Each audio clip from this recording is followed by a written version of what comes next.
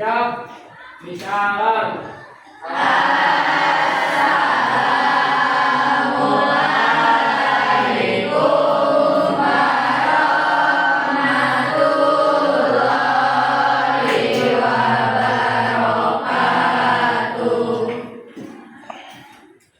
Sebelum ke materi, Bapak absen dulu ya.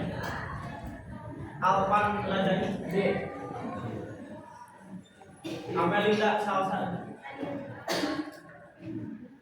Ari Raya. Ajahra. Alam Putri. Bapak Eka.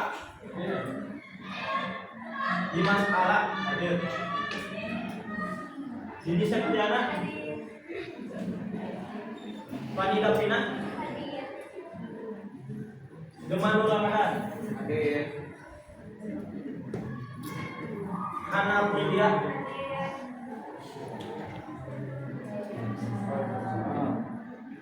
Intan Naila. Intan.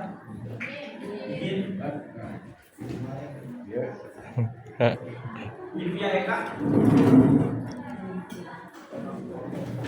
Mila. Muhammad Jidan. Hadir. Muhammad Daniel. Izin. Muhammad Faisal. Hadir. Nabila Nur Alifia. Nala. Nazril Septiana. Hadir. Nenen Ayu. Lisa Nur Adi. Rafa Bilal. Rahman Nur Daudia ya. Levi Agung. Hadir. Lesti Rizka. Rizky Febrian. Izin. Salsabila Putri. Sani Gustian. Sipa. Utari. Widi. Widi ya. Oh, Yuliani. Zalika. Sakit. Ada yang belum tersebut namanya? Udah semua?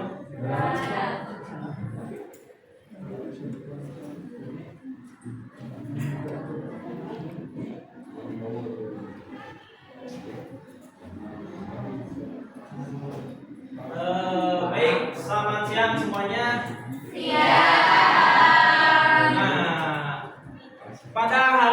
Pada kesempatan hari ini Bapak akan menjelaskan tentang peristiwa sekitaran proklamasi. Sebelum ke materi, apakah di sini ada yang ingat materi minggu kemarin membahas tentang apa?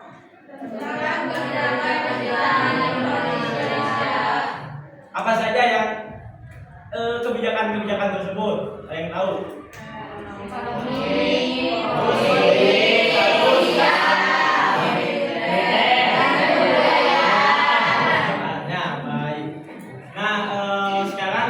Membahas tentang peristiwa sekitaran proklamasi. Sebelum masuk ke materinya, ada yang tahu gak apa saja peristiwa sekitaran proklamasi?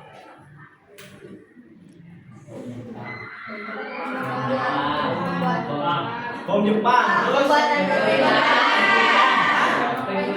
penculikan, terus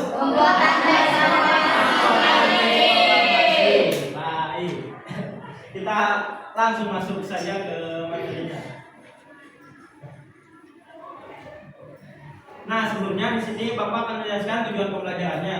Yang pertama ada mengetahui peristiwa-peristiwa proklamasi. Yang kedua ada mengenal beberapa tokoh peristiwa proklamasi. Dan yang ketiga serta dapat menjelaskan dan menyimpulkan proklamasi kemerdekaan.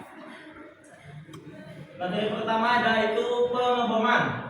Pengeboman Hiroshima Hiroshima dan Nagasaki adalah peristiwa penting yang terjadi pada bulan Agustus tahun 1945, menandai akhir Perang Dunia Kedua dan menjadi momen bersejarah dalam penggunaan senjata nuklir. Pengeboman ini dipegang oleh Manhattan, ya. Jadi pengeboman Hiroshima adalah proyek dari Manhattan, sebuah program rahasia yang dikembangkan oleh Amerika Serikat untuk menciptakan bom atom. Ada yang tahu gak pengeboman Hiroshima dan Nagasaki pada tanggal berapa? Hiroshima tanggal, terus Nagasaki? Nah, pada tanggal 6 Agustus tahun 1945, bom atom diturunkan di kota Hiroshima yang dijuluki dengan Little Boy, menewaskan sekitar 80.000 orang dan mencapai 140.000 orang akibat radiasi dan luka-luka dalam beberapa bulan setelahnya. Yang kedua di Nagasaki. Di Nagasaki itu pada tanggal 9 Agustus tahun 1945. Dinamakan apa? Fat Man.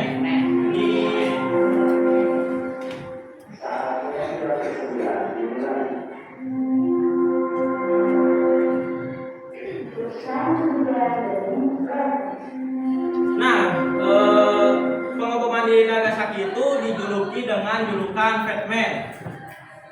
Sekitar 40.000 orang tewas seketika dan total kematiannya yaitu 80.000 orang dengan efek radiasi jangka panjangnya.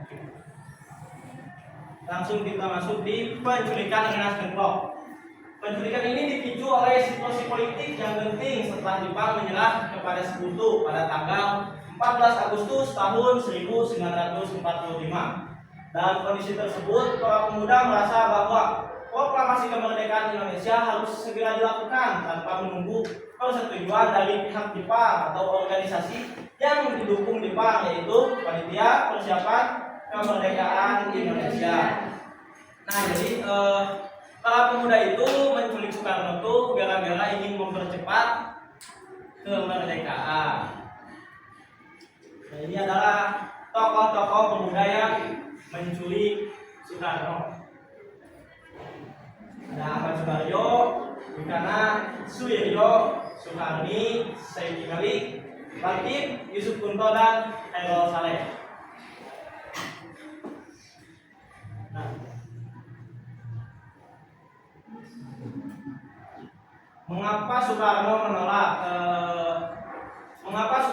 menolak kemerdekaan dipercepat gitu ya?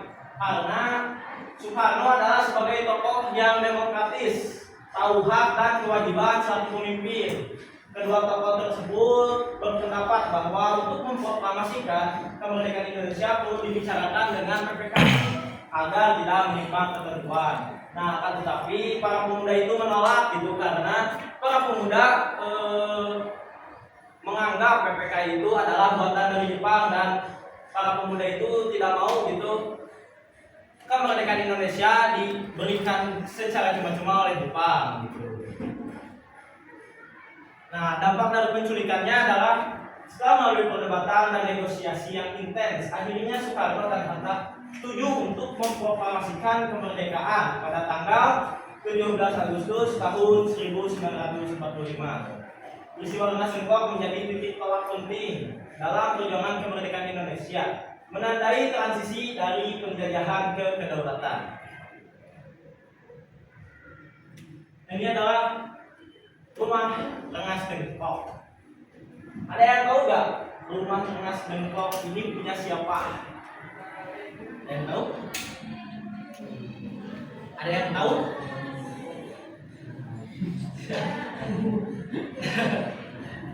Dan ada yang tahu nggak Ernest Hancock itu di mana gitu?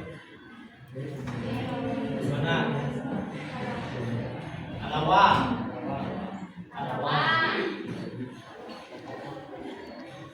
Nah, Pak mau nanya sebelum selesai selanjutnya, kenapa sih Soekarno dan Hatta itu diculiknya ke Ernest Hancock? Karena Jauh dari pusat kota. Jauh dari mana? Pusat kota.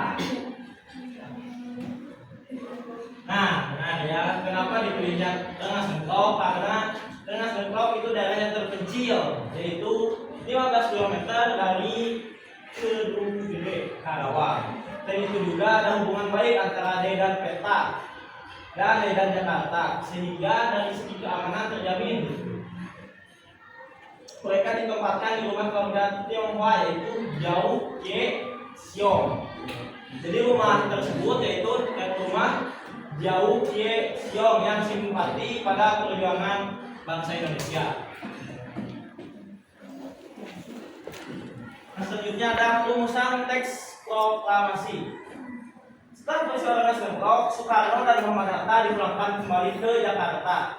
Mereka diantar ke rumah Laksamana Maeda. Jadi dari Rengas Dengklok itu langsung ke rumah Laksamana Maeda gitu.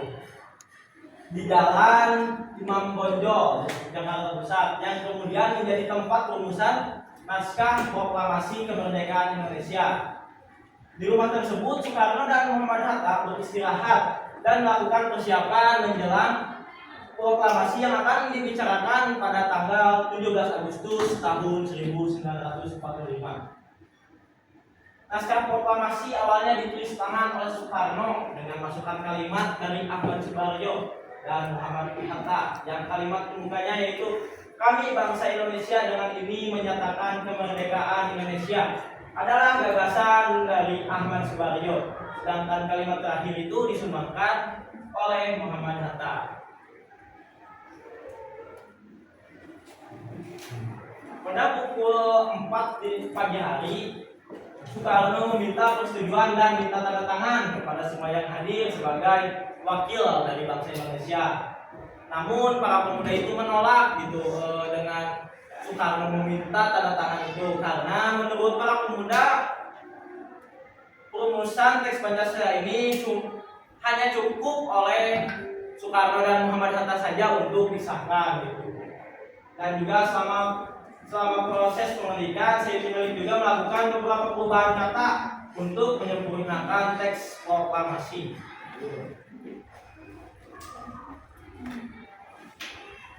Nah, kan di sini disebutkan ya, Soekarno itu pulang dari Jakarta, pulang dari Rengas Dengklok itu langsung ke Laksamana Maeda, ke rumah. Mengapa coba Soekarno dan Muhammad Hatta langsung ke rumah Laksamana Maeda? Tidak langsung ke rumahnya. Ada yang tahu? Ya kan? Kayak aman dari tentara Jepang.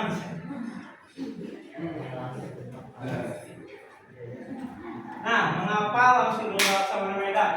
Karena rumah Laksamana Maeda itu dianggap aman dari kemungkinan gangguan dari anggota Rikubun atau Angkatan Darat Jepang yang hendak menggagalkan usaha bangsa Indonesia untuk mengumumkan proklamasi kemerdekaannya.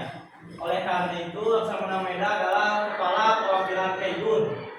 Maka rumahnya merupakan ekstra teritorial yang harus dihormati oleh Rikubun.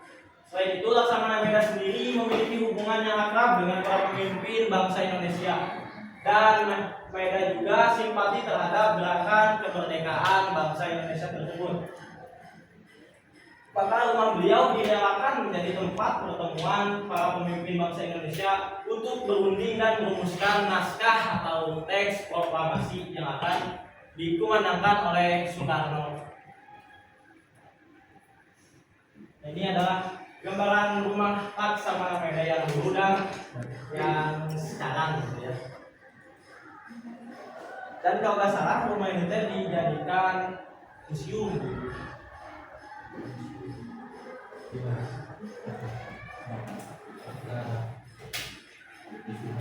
Nah, sekarang masuk ke upacara proklamasi. Pada pukul 5 pagi tanggal 17 Agustus tahun 1945, para pemimpin dan pemuda keluar dari rumah Laksamana Maeda dengan diliputi kebanggaan. Mereka telah sepakat untuk memproklamasikan kemerdekaan di rumah Soekarno, Jalan Penggagasan Timur, pada pagi hari jam 10. Sementara itu, para pemuda tidak langsung pulang. Mereka melakukan kegiatan untuk penyelenggaraan pembacaan naskah proklamasi. Masing-masing kelompok pemuda memilih untuk memberitahukan kepada masyarakat bahwa proklamasi telah tiba. Semua komunikasi digunakan untuk penyambutan proklamasi. Pamflet, pengeras suara, dan mobil-mobil dikerahkan ke segenap penjuru kota.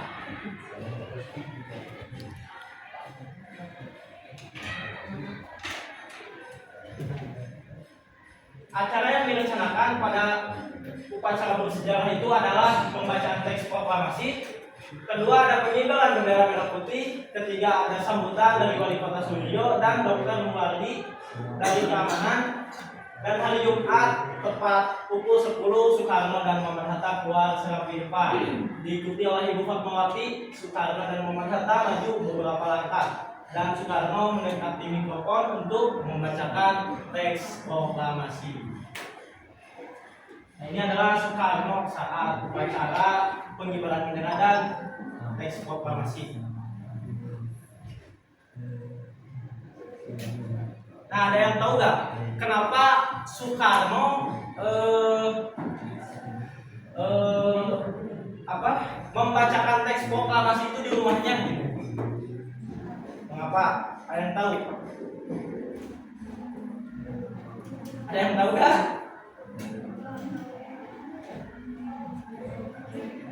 Nah, mengapa di rumah Soekarno? Proklamasi kemerdekaan dikumenangkan di rumah Soekarno di dalam Pamekasan Timur karena beberapa alasan strategis dan keamanan. Awalnya proklamasi direncanakan di lapang Pikada, namun Soekarno menolak dan mengusulkan agar pembacaan dilakukan di kediamannya sendiri. Selain itu juga pangkalan Soekarno cukup luas dan penampungan lapisan perang, sehingga tempat tersebut dianggap lebih aman dan kondusif untuk pelaksanaan proklamasi yang sederhana dan tanpa protokol khusus.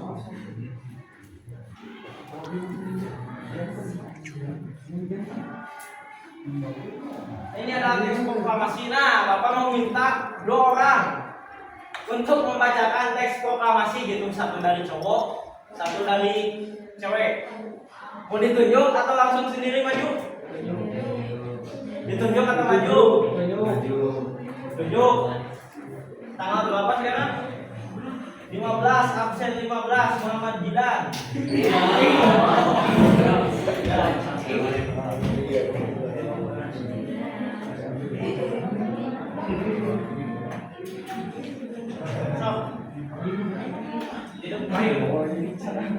Baca. Kami bangsa Indonesia dengan ini menjadikan kemerdekaan Indonesia. Hal-hal yang mengenai pemindahan kekuasaan dan lain-lain diselenggarakan dengan cara seksama dan dalam tempo yang sesingkat-singkatnya. Jakarta, hari 17 bulan 8 tahun 1945 atas nama bangsa Indonesia, Soekarno Hatta. Nah, buat perempuannya boleh ditunjuk oleh Jidan. Jidan, tunjuk perempuannya buat membacakan juga. Sah. Sifat. Oh, Simpa. Oh, Pani.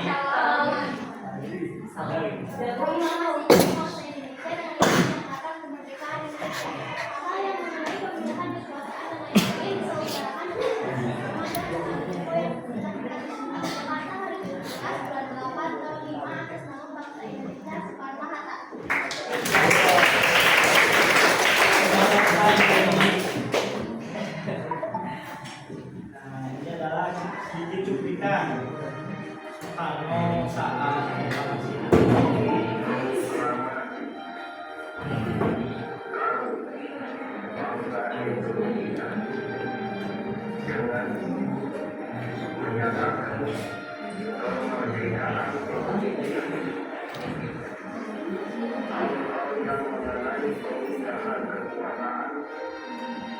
Dan lain-lain diselenggarakan dengan cara seksama dan dalam tempo yang sesingkat-singkatnya.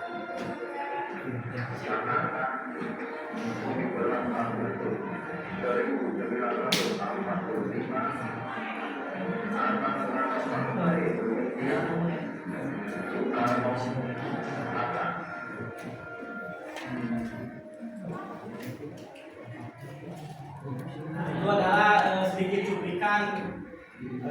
Soekarno. Dan Chris. Sampai sini ada pertanyaan? Yang mau bertanya?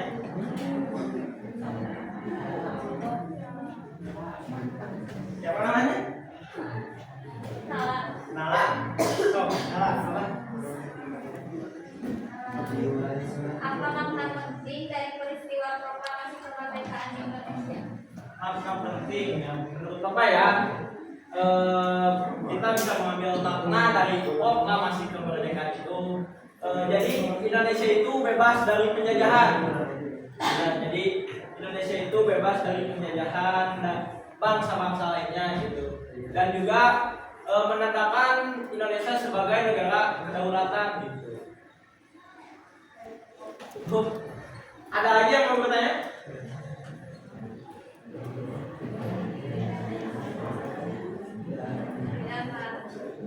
Sudah? Oh, baik. Siapa saja sih tokoh yang terlibat dalam penyusunan proklamasi? Siapa saja tokoh yang terlibat?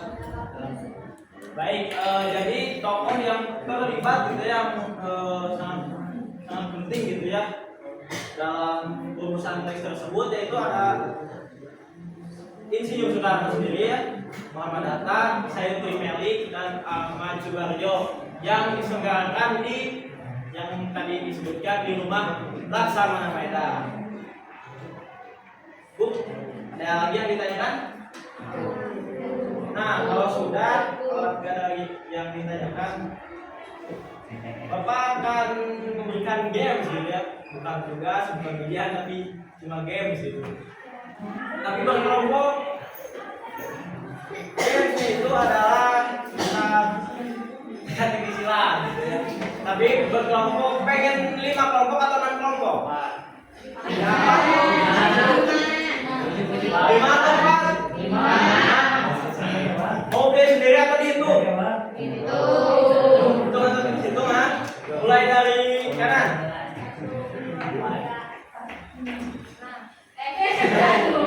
2, 3, 4,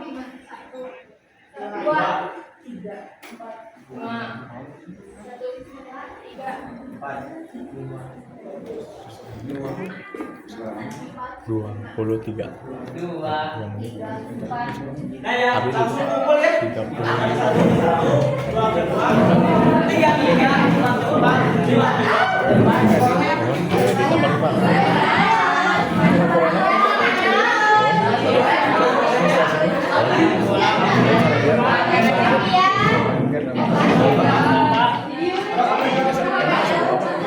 Abi yang nyindir mereka sama Ciamis, ayat tugas, dosen.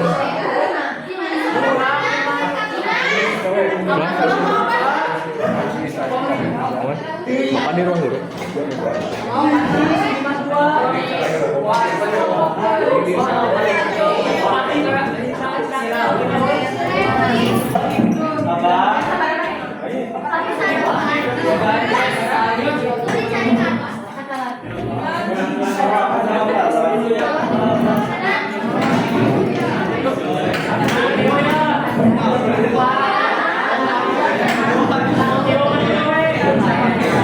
Berapa dua?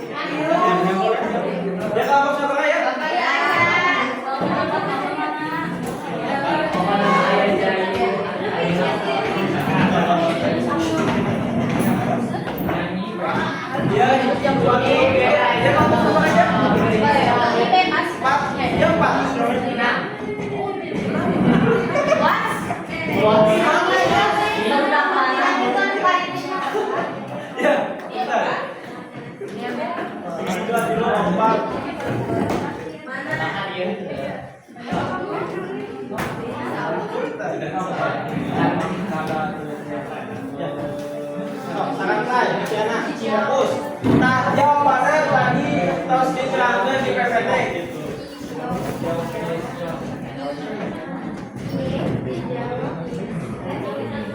Langsung sama namanya. Ingatin benar. Nah, ayah. Beri.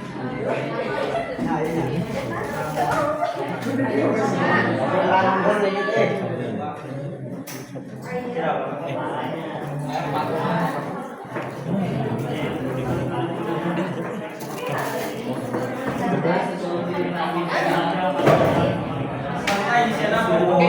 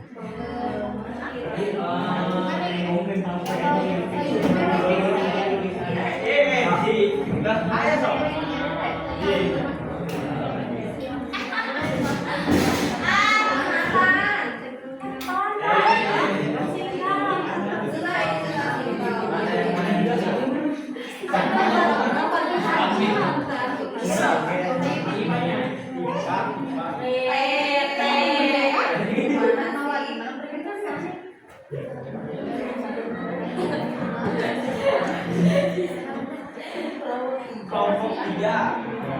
Kelompok kasih nama kelompok.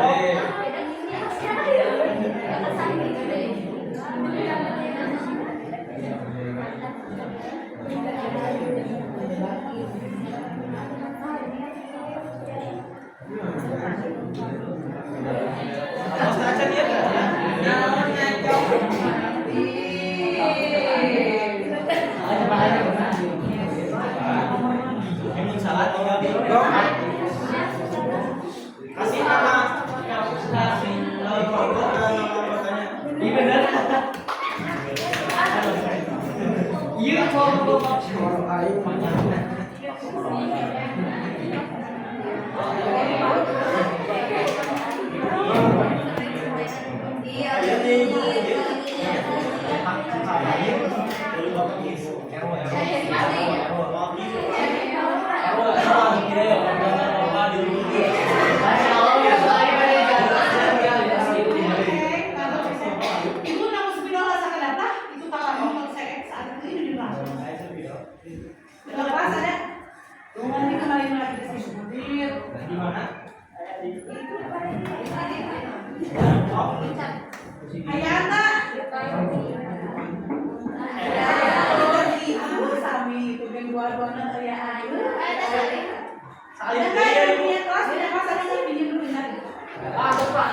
Atas, tunggu kan? Punya kelas gak ada? Nah, ibu bukan ibu. Tas,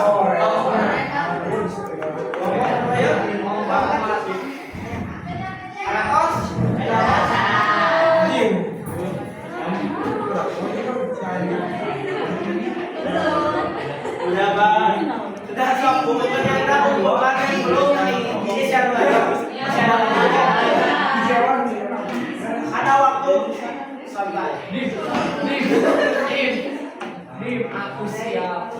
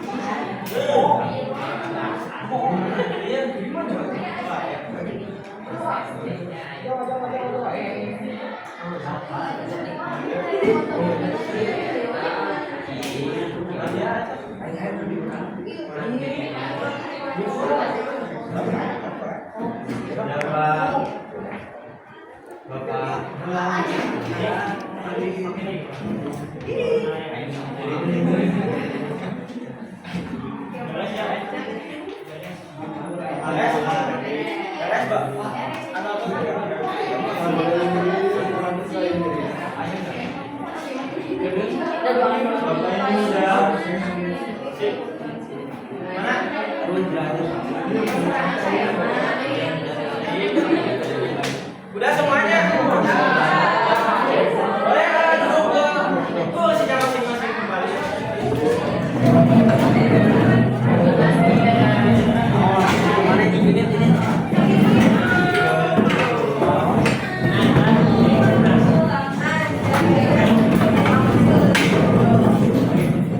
Sini Mas,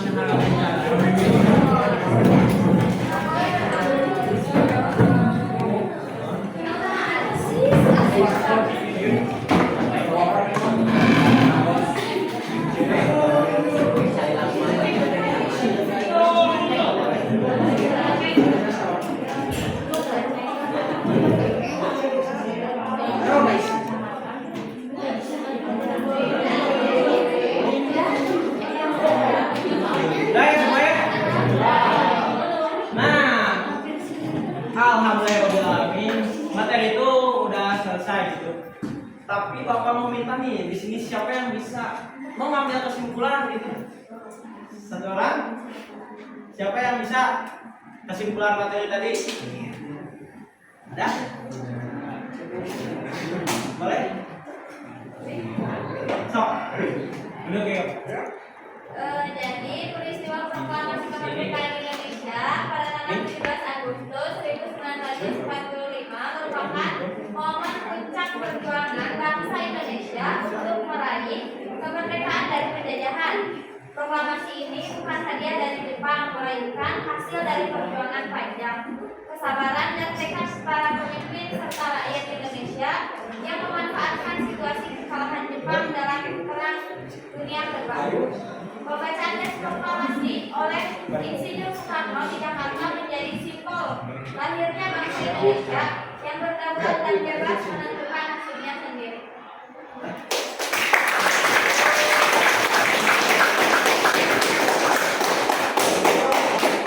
Nah, ini adalah teman dari Bapak mungkinnya upacara proklamasi yang berlangsung singkat namun sakral, meliputi pembacaan teks proklamasi, pengibaran bendera merah putih, dan penyanyian lagu Indonesia Raya, menandai awal berdirinya Negara Kesatuan Republik Indonesia.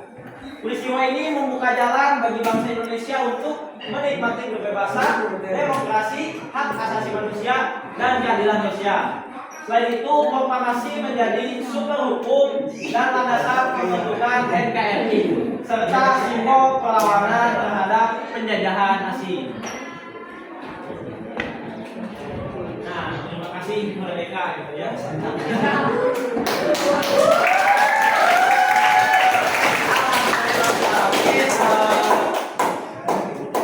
Materi dari awal sampai akhir telah selesai dan mohon maaf bila ada kesalahan dan mohon maaf juga bila masih kurang gitu dalam menyampaikan materinya. Untuk saya boleh di berulang sebelum mulai.